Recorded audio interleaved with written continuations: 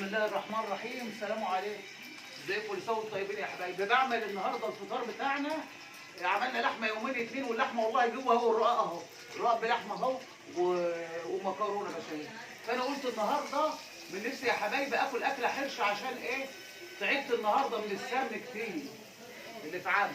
وعملت بيض اهو، راس بيض بتقليه، راس بيض بشطه وطماطم وقلبتها.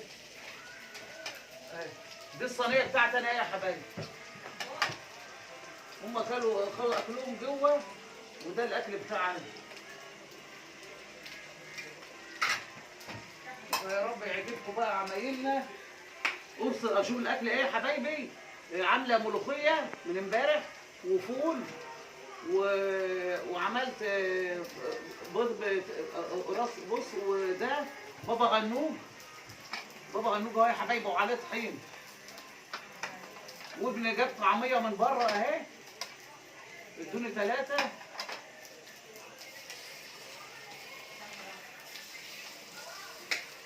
وهنا ايه، وبصل اخضر وفلفل وسلطه ومكرونه من البشاميل اللي قالوا عليها بشاميل.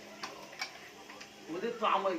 فقلت ايه، هصور النهارده الاكله البسيطه دي. امبارح كنا عاملين صواني مكرونه واسمه ايه ده اهو، صواني مكرونه ورقاق وكل حاجه.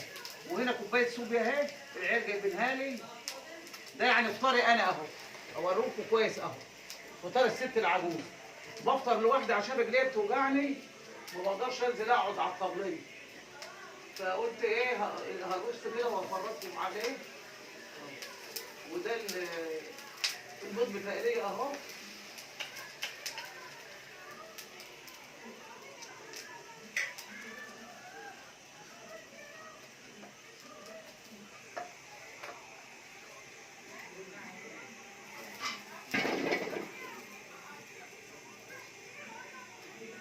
اهو ده بيض بتقليه، ده بيض قرص.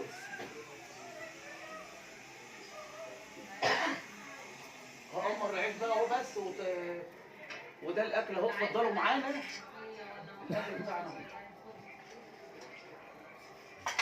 بقمر العيش وتفضلوا معانا يا حبايبي اهي. اتفرجوا بس عليه عشان ما تقولوش ان انا مش عارفه اهو يا حبايبي. ده البيضه بتقليه اهو، البيض القرص اهو، اهو يا حبايبي. وده البصل، وده مكرونه بشاميل، ودي طعميه وملوخيه وفول. قلت ايه، اكله حرشه بقى. زهقنا من اللحوم والله، روحنا طلعت من اللحوم. عملنا من اول امبارح لاول 5 كيلو لحم، اللي في الرقاق واللي سالقينهم يومين 2 ورا بعض. واللحمه بايته اهي في بايته جوه على الطبليه والله مع اولادي. لحمه وزهقت منها. فقلت ايه، النهارده اكل اكله حرشه وفرجكم عليها.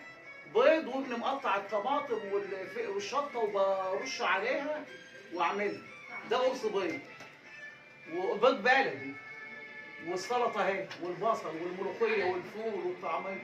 باي باي يا حبايبي، مع السلامه. اتفضلوا معانا.